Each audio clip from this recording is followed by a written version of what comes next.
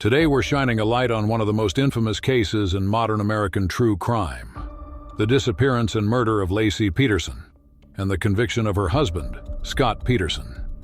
A story that gripped the world in 2002, with twists of betrayal, secret affairs, and a trial that divided the nation.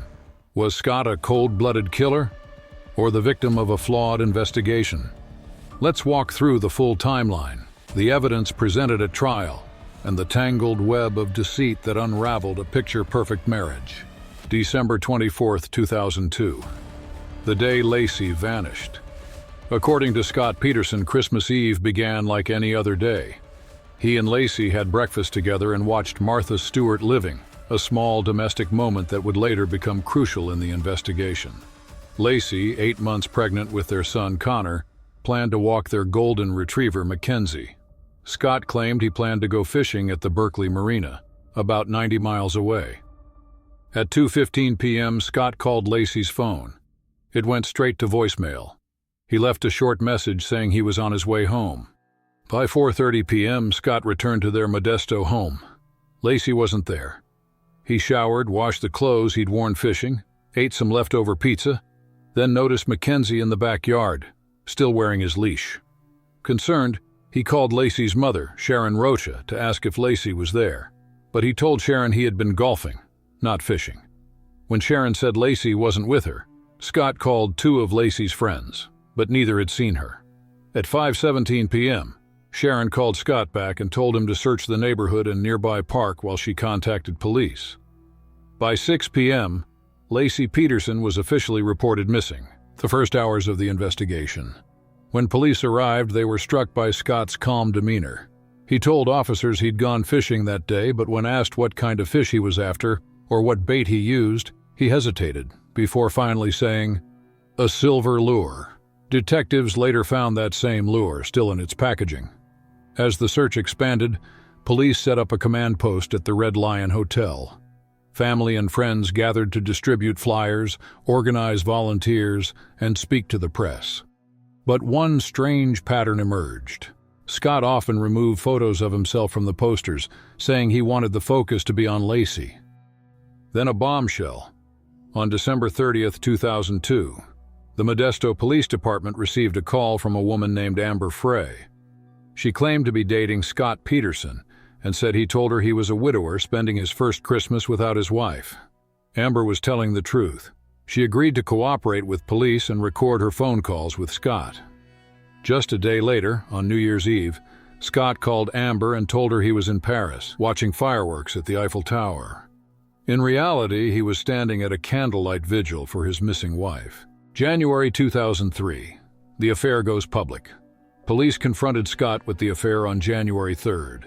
He told them that Laci already knew about Amber, a claim investigators could never confirm. By January 24th, the secret was out. The media broke the story of Scott's affair and public opinion turned overnight. Laci's own family, who had supported him from day one, publicly distanced themselves from him. 4 days later, on January 28th, Scott sat down with Diane Sawyer for a televised interview. He claimed he had told police about the affair the very day Laci went missing.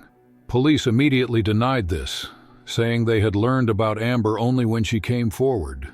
The interview backfired spectacularly. Just 1 day later, on January 29th, Scott sold Laci's Land Rover. He inquired about selling their house and attempted to cash in her $250,000 life insurance policy, a policy he had taken out only months before she disappeared. Police investigation intensifies. By February 2003, detectives had tapped Scott's phone and installed a GPS tracker on his truck. They watched as he made several trips back to the Berkeley Marina, the same location he had claimed to fish the day Laci disappeared. Investigators believed he was checking to see if her body, or Conner's, had surfaced. But without a body, police knew a murder conviction would be nearly impossible. On April 13, 2003, the body of a male fetus washed ashore near the Berkeley Marina. DNA testing confirmed it was Conner Peterson. The very next day, April 14th, the remains of a woman surfaced just a mile away. Her head and limbs were missing. Her body was too decomposed to determine a cause of death. DNA confirmed it was Laci Peterson, Both bodies were found within sight of where Scott said he had gone fishing 4 months earlier. 4 days later, on April 18, 2003, Scott was arrested near a golf course in La Jolla, San Diego. Police found him with $15,000 in cash, 4 cell phones, camping gear, maps of Mexico, a handgun, his brother's ID, Viagra, and he now had a new look. He had bleached his hair and goatee blonde. He claimed he was meeting his family for a game of golf.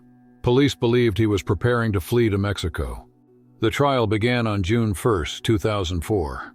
After months of legal wrangling over venue and jury selection, it lasted 6 months, turning into one of the biggest media circuses of the decade. The prosecution's case was built entirely on circumstantial evidence, but it was powerful. They argued that Scott bought his 14-foot aluminum boat on December 9, 2002. The same day, he told Amber he was a widow. He used cash to buy the boat and kept it secret from everyone. He passed several good fishing spots to drive 90 miles to the Berkeley Marina. The silver lure he said he used for bait was found unused in its packaging. 5 cement anchor molds were discovered in his shed, but only 1 anchor remained. The others, prosecutors argued, were used to weigh Laci's body down. He called his wife only once in all this time, the day she went missing. Wouldn't a concerned husband keep calling? He sold Laci's car and inquired about putting the house on the market. Then, of course, all the lies. He told some people he went golfing instead of fishing. Then, when confronted, he said he had changed his mind last minute because it was too cold to golf. He lied about the affair, telling Diane Sawyer he had told the police from the beginning. If he lied to the whole world, did he really tell his wife?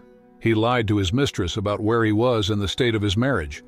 Perhaps the most damning evidence, Laci and Conner's bodies were found near where Scott went fishing, and cell phone records showed Scott was still near his house at 10:08 a.m. on December 24th. Just 10 minutes later, a neighbor found Mackenzie wandering outside alone. That timeline left almost no room for Laci to have left the house on her own. The defense. Scott's attorney, Mark Garagos, launched an aggressive counterattack. He argued there was no physical evidence linking Scott to the crime. No blood in the house, no DNA in the boat, and no clear cause of death.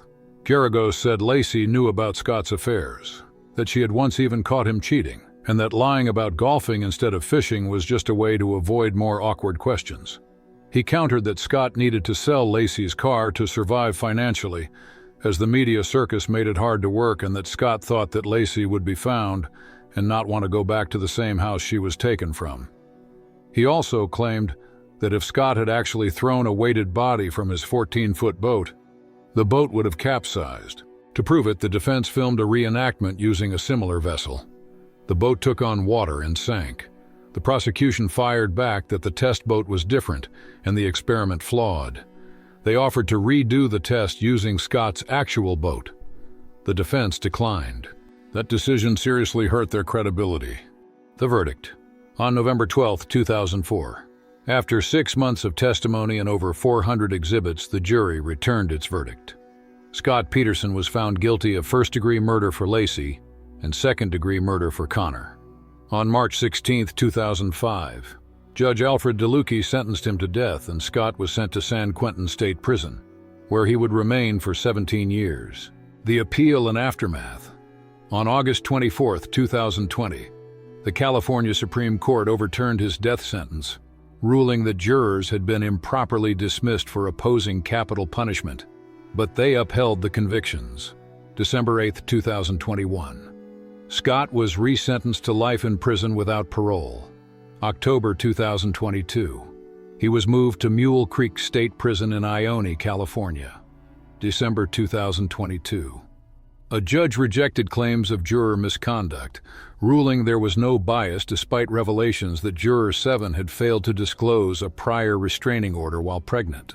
Scott's new defense team, working with the Los Angeles Innocence Project, continues to review his case, suggesting new evidence and alternate suspects were overlooked. Police have acknowledged that a burglary occurred across the street from the Petersons' home, most likely on December 24, 2002, but investigators maintain those suspects had no connection to Laci's disappearance. They have also retested a piece of duct tape that was found on Laci's pants for DNA evidence. These test results have never been made public. As of October 2025, Scott Peterson remains at Mule Creek State Prison, serving life without parole. Inside prison walls, Scott Peterson's notoriety has followed him. Inmates who've served time alongside him have claimed that he's become a target, despised by many for the nature of his crimes. Even behind bars, those convicted of harming women or children often find themselves at the bottom of the prison hierarchy. Some reports suggest that Peterson has sought protection through uneasy alliances, a stark contrast to the calm, confident image he once projected to the world. A pregnant wife, a secret affair, a missing woman found in the same waters her husband claimed to fish. For some, the evidence paints a picture of guilt beyond doubt. For others, it's a cautionary tale about how lies can bury the truth, even if the full story remains untold. Was Scott Peterson a murderer, or a master manipulator trapped in his own web? Let us know what you think in the comments below. Thanks for watching. I hope to see you again soon.